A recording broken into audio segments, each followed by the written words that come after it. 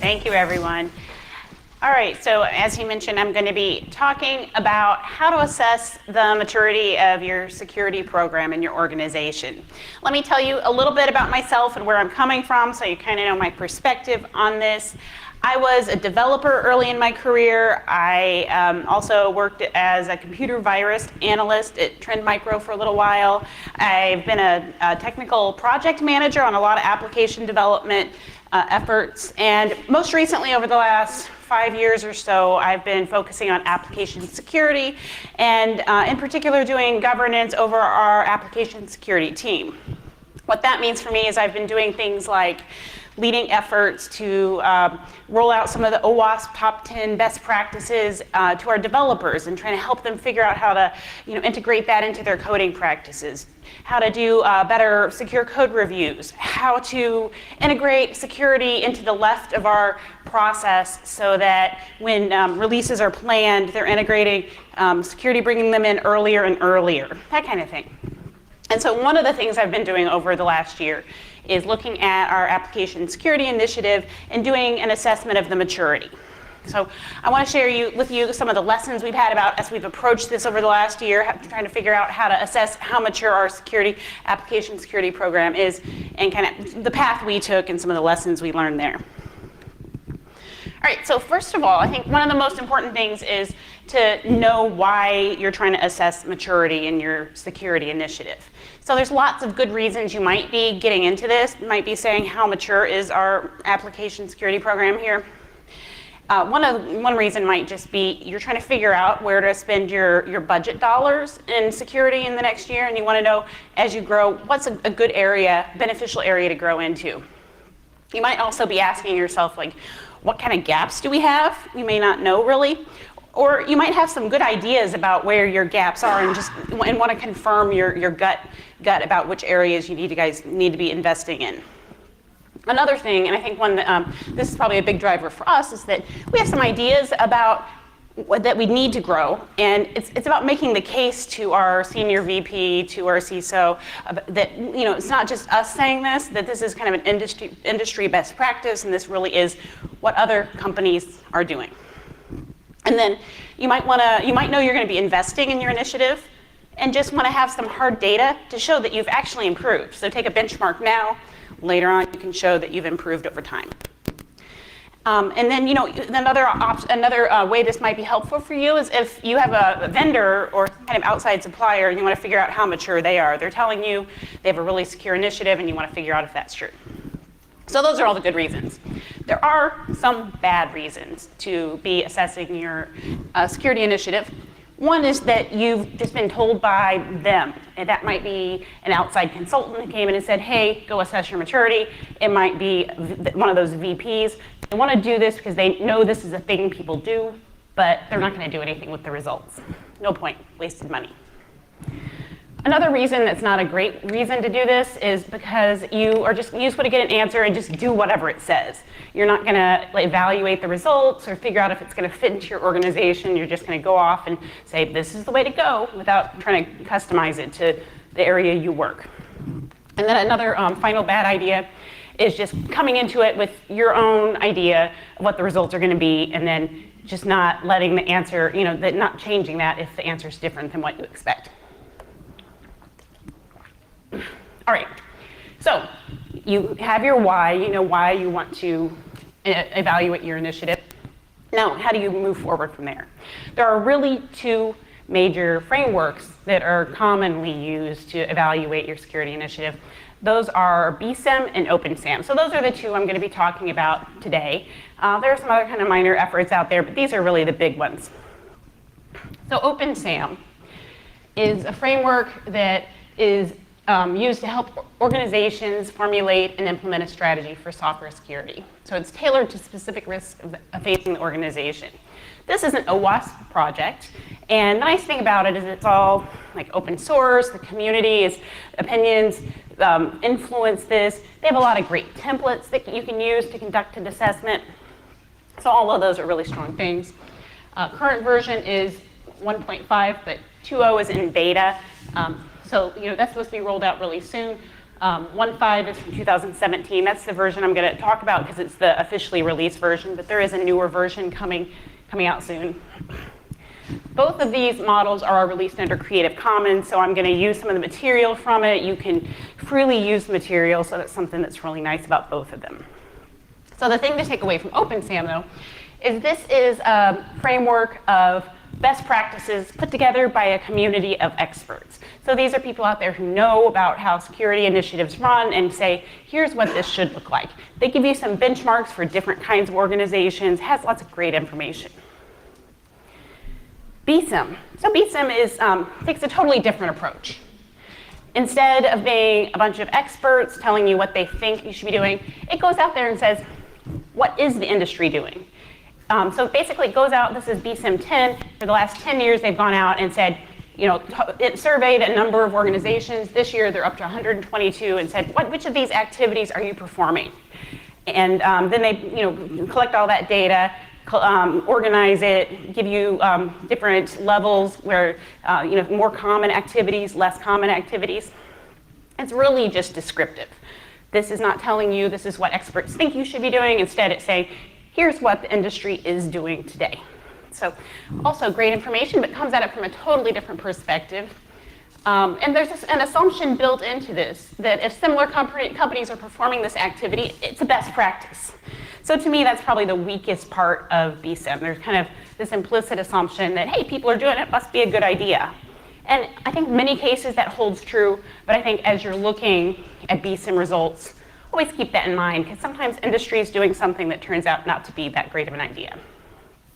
All right, so the other thing is BSIMM is a study that was conducted and maintained by Cigital, which is now owned by Synopsys.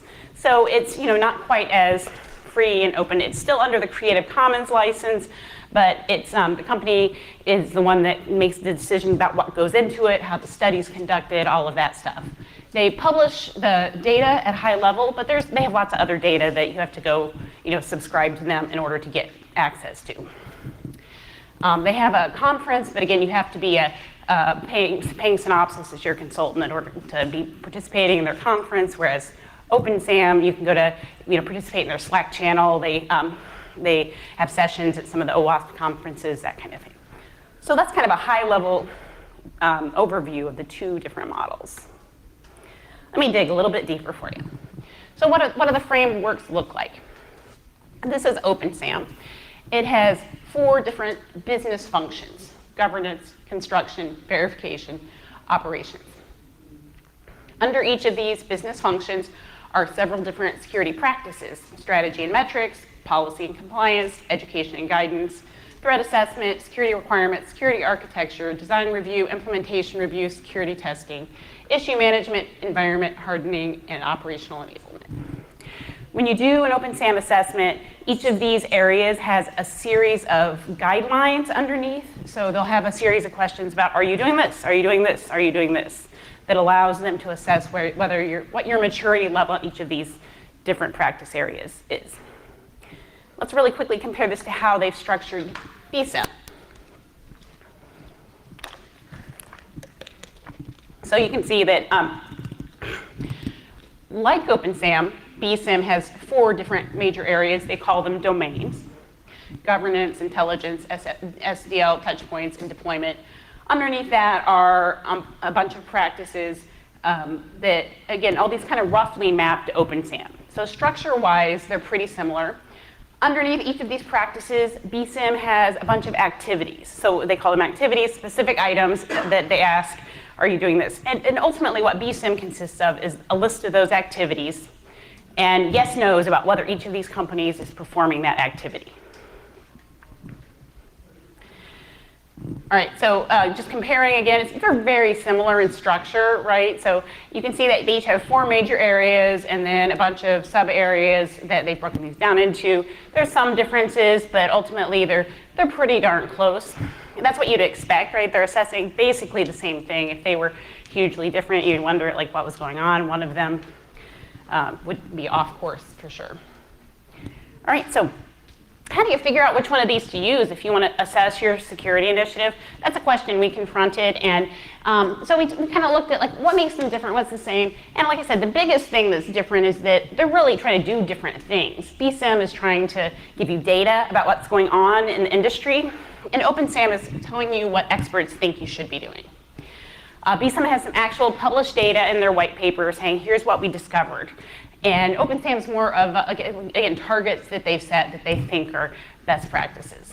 On the other hand, OpenSAMM has a bunch of templates that are ready to go that you can easily use to start assessing your organization. And then, they both have communities. The OpenSAMM community is a little bit more open. It's a little bit easier to access. And of course, you can do both. Right, so that was the answer we came to, that we like both of these. They have different information for us. We want to do both of them. We started with BSIMM because we wanted to get that assessment against the industry best practices that are going on now, but then our intention is to move into also do OpenSAMM and then compare and contrast, see what kind of differences come up there. We also then, once you figure that out, how do you figure out how to conduct the assessment itself? There's a couple of different strategies. Like we looked at either bringing in a consultant and paying them to do this assessment. And then we looked at maybe doing it in-house too. And there's different ways you can approach the assessment. You can go into, if you're going to do it in-house, you can do it at a high effort kind of assessment where you're asking, a 600 question survey that really digs down into the meat of all of these activities to get very detailed results. You can conduct interviews, you can do an analysis, validate results with tests. That's the kind of thing that a consultant is likely to want to do if you bring them in. And you can do that in-house too. But you have other options. You can do a more moderate level effort, which would involve maybe a longer survey, but no interviews unless they're necessary. It would maybe not necessarily going back and testing and validating the results you're getting. Yes? Are these specifically related to BSIMM? It could be for either of them. OpenSAMM already has a model built up that with a set of questions, so you'd probably want to adhere to the existing model. That was around like 80 or 90 questions total. Yeah, so they do. So I agree with that. But I will say, and so this is more directly applicable to BSIMM. I think even for OpenSAMM, because they have that model that you may want to, a lot of the items on there, you may want to dig deeper to make sure the answers you're getting are accurate and ask the same question in different ways. So the reason why I'm saying that is we went and looked at what outside consultants do. We tried to get some surveys they've conducted, and a lot of them are much deeper than the basic one that OpenSAMM gives you. So, yeah. And I'll talk a little bit more about of that in a second. And then there's a lightweight approach, right? So you can do a lightweight approach, which is more like just ask the 100 question survey and send it out to some folks maybe, do some follow-up interviews as needed, analyze them for results. So we ended up doing this, so we kind of shifted strategies. Initially, our scope was to go out to other sister organizations and assess them as well as our own internal organization. And when we were going to do that, we were thinking more like this moderate level approach, because we'd going into outside organizations. And in that case, you want to ask the same questions different ways, maybe do more interviews, really gather data to make sure that they're answering the question in the way it's asked. Then we kind of downscoped and decided we'd do our internal organization first with the intent to later, maybe next year, start assessing other organizations. So we decided this more lightweight approach would work for us. All right, so let me move on. So that's how you might conduct the assessment. And I wanted to, because the question I always get at this point is people are curious about what kind of things are you going to find when you're doing your assessment of your organization. So there's tons of information in both of these models, and I highly recommend if you're interested in this, go out and read some of that material, even if you're not going to do the full analysis. Honestly, it's pretty interesting to see what kind of things other organizations are doing, what kind of things are kind of coming up. So I highly recommend that, but I can give you just kind of a little bit of sample of what to expect. So one of the things that BSIMM, for example, found in their data sets was that there's kind of this path that most organizations follow, and it's pretty similar for most organizations. An organization that's getting started kind of has these, in these major areas, structure, prioritization, and visibility. They kind of do the same things. They name someone who is the owner for the Software Security Initiative. That's what SSI stands for here. They generate some kind of awareness about security within the organization, and then they find some kind of peer within engineering who will also kind of own security. They figure out what their top 10 things to focus on are. So that might be bugs or attacks or whatever's most relevant to your organization. And they prioritize those. And then they select some initial controls to implement. Then, their next focus is on inventorying assets, so they need to know what they're really protecting out there. Some organizations, that's much harder to figure out than others. And doing defect discovery, determining which issues are out in production. What do they need to care about? So all this makes sense, and this is directly cribbed from BSIMM. They have this nice little checklist out there that shows that you really need to go through this kind of, make sure this is in place to get your SSI started. You need some leadership. You need to know your software. You need to figure out what's in scope for your effort. You want to make sure your host and network security is in place, because if that stuff's not out there, I keep hearing, if you've been going to some of these sessions about the cloud, all of them start out by saying things like, I know this is an application security conference, but if you don't have your cloud infrastructure in place, then the application security doesn't matter. And I think that's true here. Figure out what kind of problems you have, select controls, and repeat. So that's where most organizations start. Where do they go from there? From there, they start looking at really documenting and socializing their secure software development lifecycle. They start looking at balancing detective and preventative controls. And what that means is, folks start by saying, let's prevent problems. And that's, because that's their first, here's the fire. Let's go find that fire and put it out. Then they start getting to the point where they say, okay, how can we prevent these fires from happening, right? So let's push it to the left, figure out how we can build security into the process early on so we don't drive these vulnerabilities down at the end. So that becomes more of a focus. They start taking feedback from their incident response team and driving it back to development so that they, again, can prevent these problems from happening. And then this is a theme you're going to hear more. Security more integrated into or originating from engineering. So a lot of organizations start with this separate organization that's all about software security. And then what happens is engineering, the development teams start taking more and more ownership of security. It doesn't mean this centralized organization goes away. It's just that the responsibility gets shared. This is a really good thing. You see engineering, you see developers, you see architects, IT managers kind of really driving, okay, how can we make ourselves more secure? And I liked this quote from BSIMM because it kind of captures some of that evolution, right? Their observation is that engineering-led groups are starting with open source and homegrown security tools with much less reliance on these big box vulnerability discovery products. Generally, these groups hold to two heuristics, and I've seen this over and over again, right? Lengthening time to or preventing delivery is unacceptable. Instead, you have to organize to provide telemetry and then respond asynchronously through virtual patching, rollback, or other compensating controls. Build vulnerability detective capability incrementally, in line with a growing understanding of software misuse and abuse and associated business risk, rather than purchasing box security standards as part of a vendor's core rule set. So I thought that was an interesting quote, kind of captures that evolution.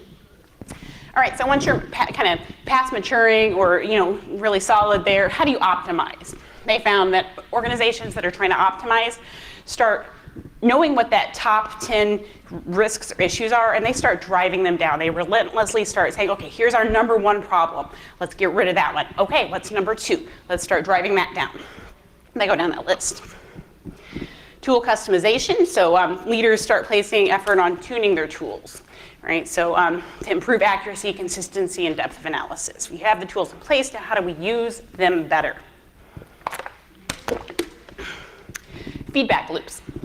So that means you take relevant information from each part of your secure software development lifecycle and then feed it back to development. And then you start using data. Okay, so overall, like across, again, BSIMM's been produced for 10 years now.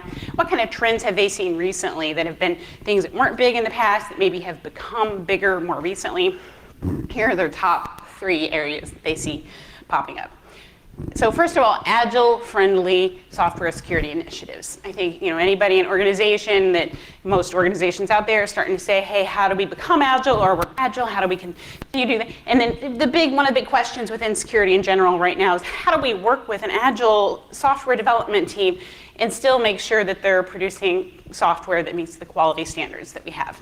And that's a huge challenge. And one of the answers is DevSecOps, right? So as we automate our DevOps chain, we start asking, well, how do we make sure security is a piece of that automated DevOps chain? And then, here's the phrase again we talked about, engineering-led security. So that means it's bottom up from dev and operations. And again, here's these great quotes they had in there. Emerging engineering-driven groups tend to view security as an enabler of software features and code quality. These groups recognize the need for having security standards, but they tend to prefer governance as code. And I love that idea, right? We're having infrastructure as code, now let's have governance as code, as opposed to manual steps with human review approach to enforcement, right? So in order to get security embedded in our chain, it needs to be automated, let's face it. Ultimately, we can't have people looking at all this stuff. We got to figure out how to make it more and more automated. This tends to result in engineers building security features and frameworks into the architectures, automating defect discovery techniques within a software delivery pipeline, and treating security defects just like any other defect. Traditional human-driven security decisions are modeled into software-defined workflow, opposed to written into a document and then implemented in a separate risk workflow handled outside of engineering. In this type of culture, it's not that the traditional SDLC gates and risk decisions go away, it's that they get implemented differently, and they usually have different goals compared to those of governance-driven groups. So I think this is a fascinating evolution that's been captured here in this model. I think it's hugely relevant to most organizations and something we need to figure out, we're in this kind of flux state where we're making the shift from governance-driven to engineering-driven, from these outside controls to automated, from this traditional waterfall model to more agile model. So that's pretty cool. All right, so what I'm going to show you, I was going to pull up some of the BSIMM activity to kind of get a sense of, get down into the meat of it and see what kind of questions they're actually asking. We can pull up the SAMM spreadsheet just to really see what it looks like. I did put both of these out here on the session site and schedule. The BSIMM survey is basically, I took the data and put it in a spreadsheet. So all of the activities they have, and then I added the percentage of the percentage of the total number of their respondents who were doing that activity. So it has a percent on there. It's kind of a quick way to get a sense of how you stack up against other organizations. Hold on a second, let me see if I can get that up for you. All right, so this is something I threw together myself. All the data is freely available on the BSIMM site, the BSIMM 10 package. I'm going to zoom in on this in just a second so we can read it better. And I just want to talk about what this how it's laid out. So we have, at the top is just the title. So each of the domains we talked about are in blue. So we talked about 4 domains. This one's in governance.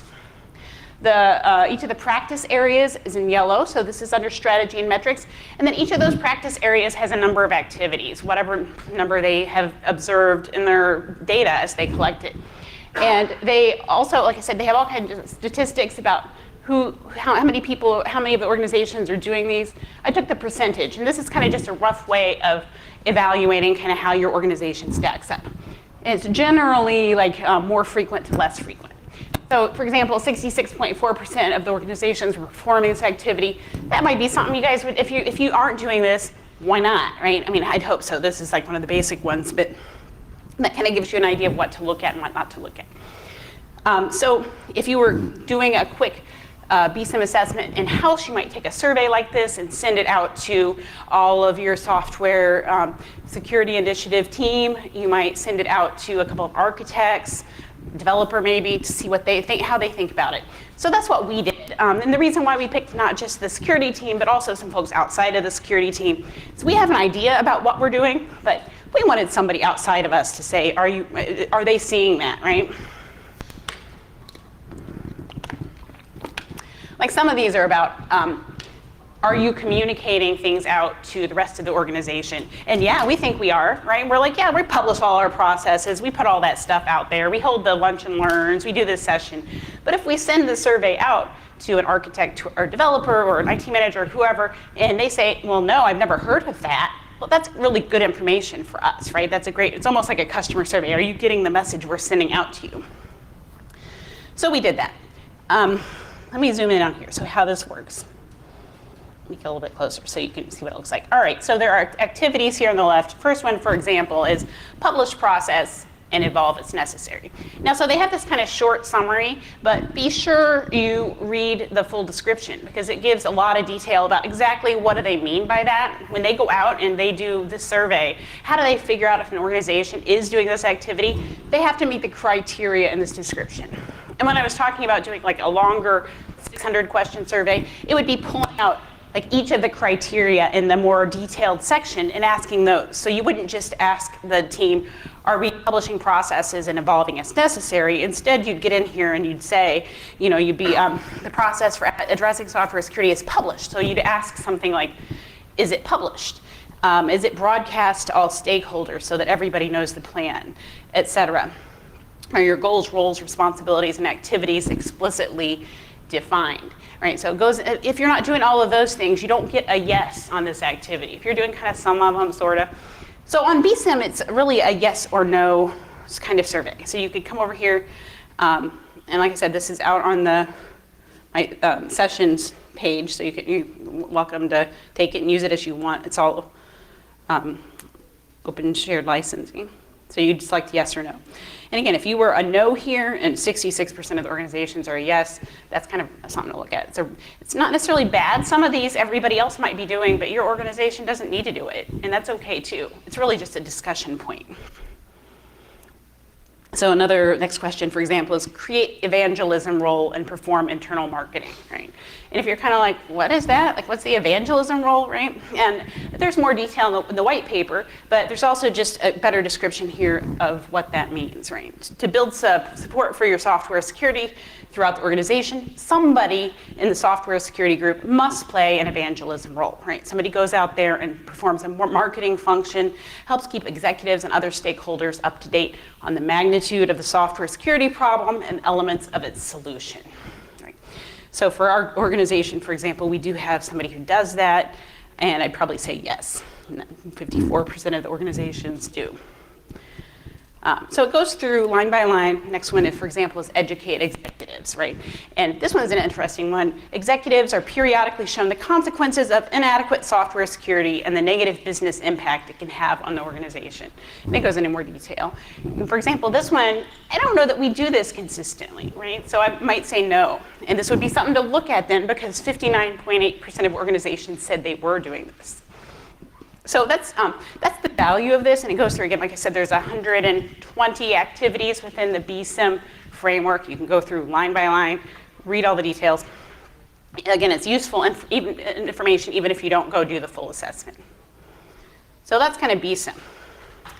SAMM has a different approach to things. So this is and again, they have lots of templates and other material out in the full package, out at the link that is in the presentation. But this is their core package. This is their assessment toolbox. And their approach And I really like this approach too. So this is a pretty interesting, and it's, like I said, complementary. I think both of these are very valuable. They have this spreadsheet already set up for you. It's an interview spreadsheet, and it takes each of these items under each of the different sections and says, is there a software security assurance program in place? And there's guidance about what that means. So assurance program is documented and accessible to the staff. Assurance program has been used in recent development efforts. Staff receives training against assurance program and responsibilities. And then your answer, instead of being yes, we're doing it, or no, can be a little bit more nuanced. Yes, it's less than a year old. Yes, it's a number of years old. Yes, it's a pretty mature program. So we might say, yeah, we're doing it, but it's only been like a year we've been doing this. Next question is, are development staff aware of future plans for the assurance program? Assurance program goals are documented and accessible to staff.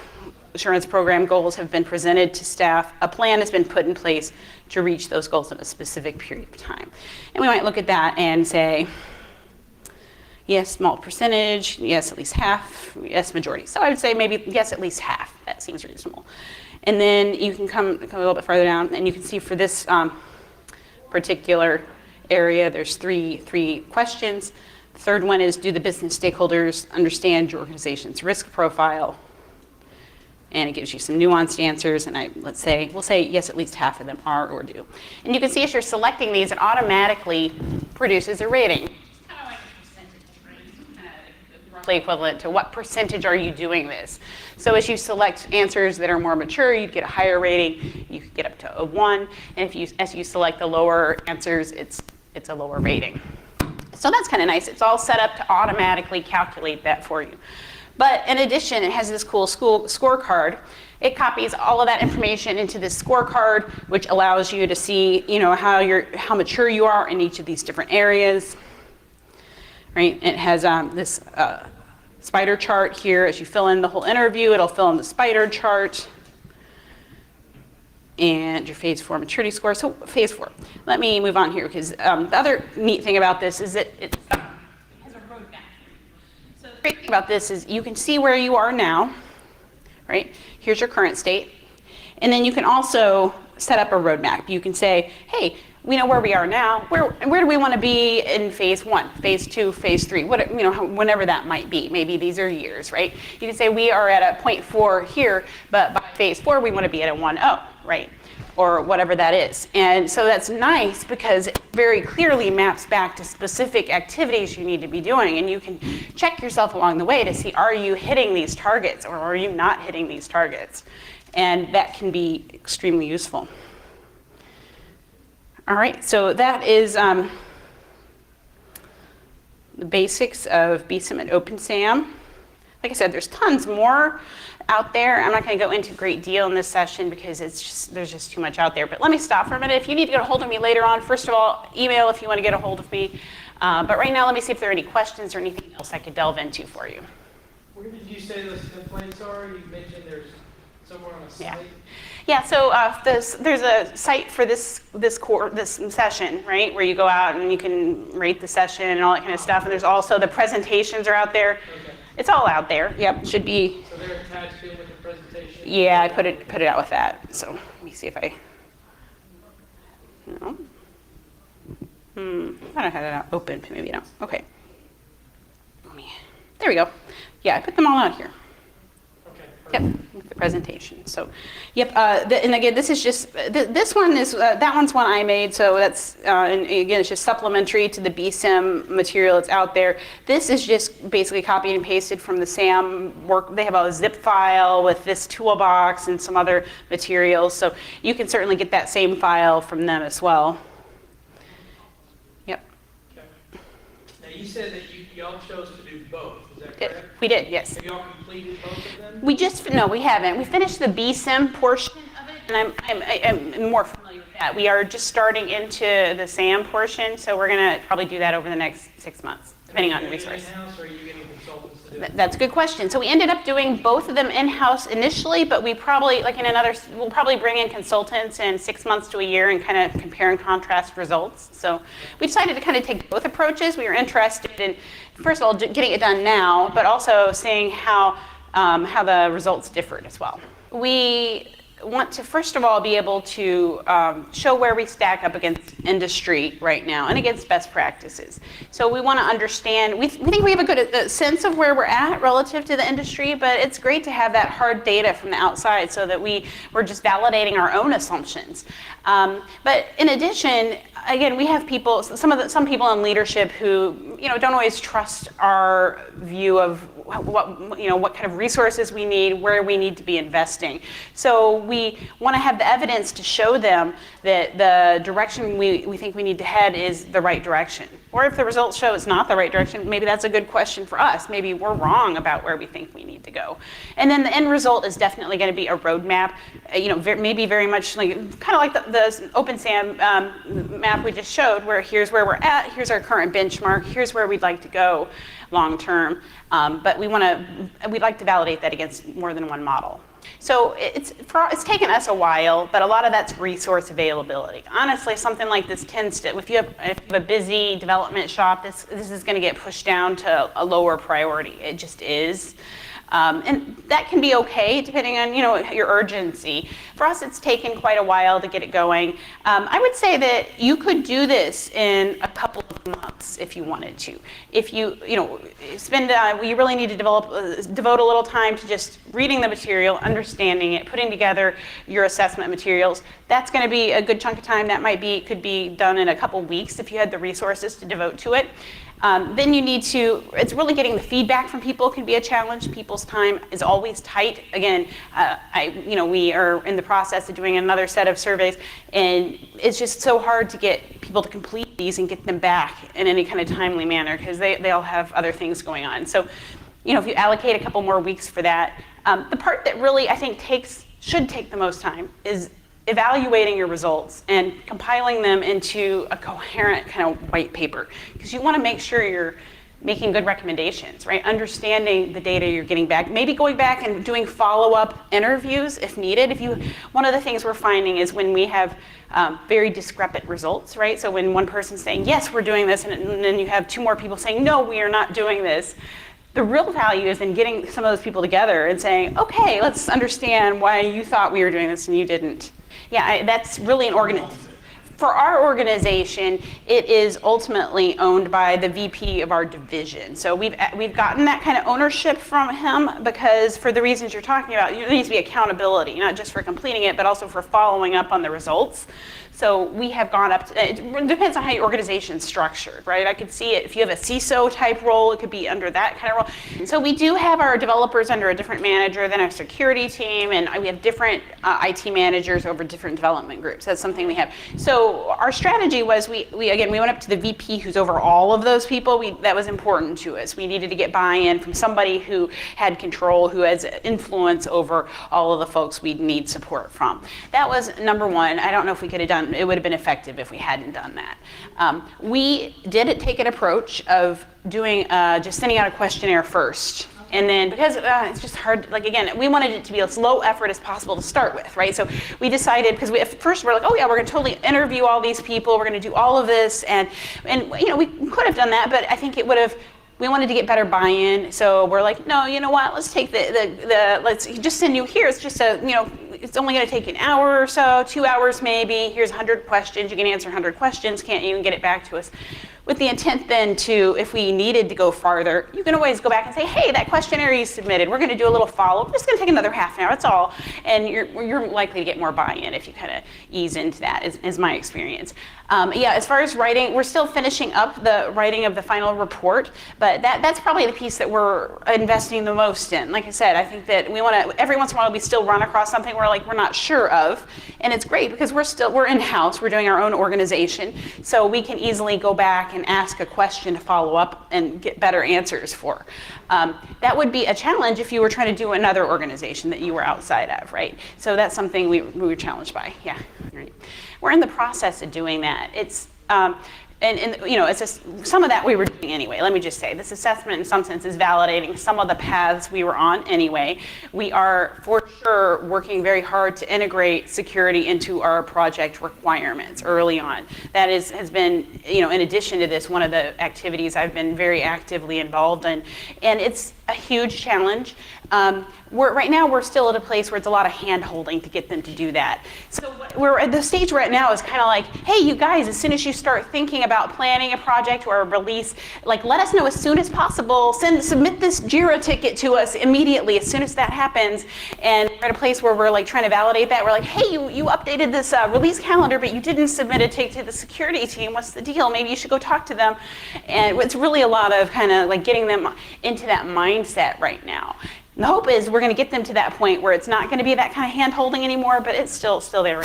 I think that's an interesting alternate approach. Like some of the material I read suggested doing that after you do the survey, kind of like you get survey results. Okay, now go see if your data backs up what the survey results said, right? But another way would be, hey, maybe we don't need to survey somebody if we can get the data from JIRA or wherever. That'd be a great point, yeah. Yeah, like you could do that.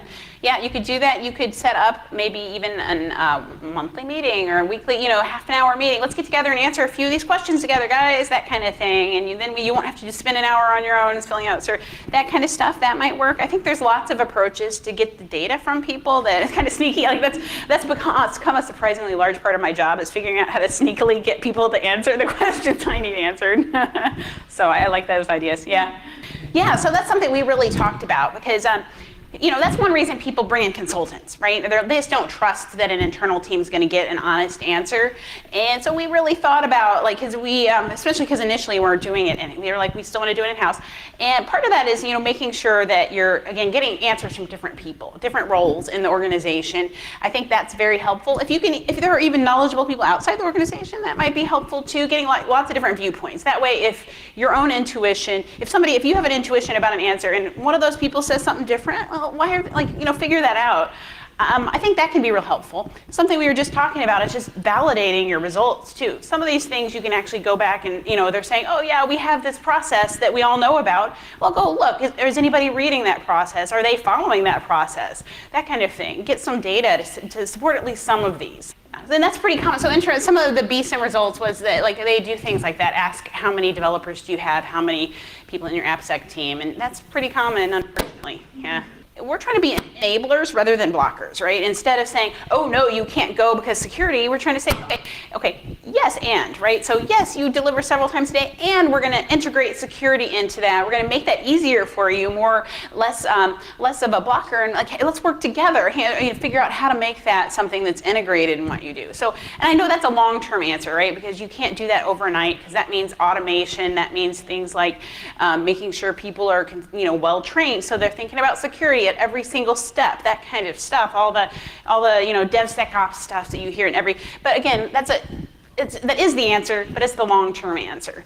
The short-term answer is you still have to have controls, right? But you also have to ask, what are your exceptions to those controls, okay? So, and what do you do to compensate for those exceptions? So yes, we're gonna let you go into production, but that means you must do, this scan immediately after production, or you must get a pen test at this point to make sure that there was nothing that we missed in this, or we need to make extra sure that you're doing secure code reviews on your application. You need to make sure you're 100% sure you're documenting those, or bringing in someone from the outside to do that.